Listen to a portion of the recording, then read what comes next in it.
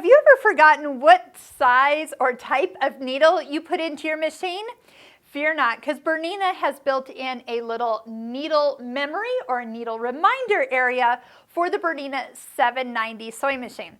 So touch the little picture of the needle. So in this area, look, it has a little picture of, like, if you've ever tied a little ribbon around your finger to remind you what you have, you can touch that and come in and look at all the different kinds of needles. So if you are using a embroidery needle and you have a size 90 in it, then that will be what is reminded for you when you come back in. So it remembers what you picked. Now the only thing with this is every time you change a needle, you would have to go in and change it. It doesn't know when you change it.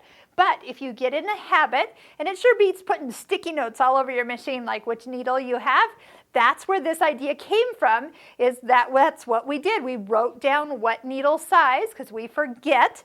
Sometimes it's hard to read that little engraved size on the end of the needle. This is the answer to our questions. So you can always come in, set it up for the type of needle you're using. If you're ever using a twin needle, a triple needle, or a wing needle. Now, yes, these are all needles we play with in our Bernina Stitching Cosmos online course.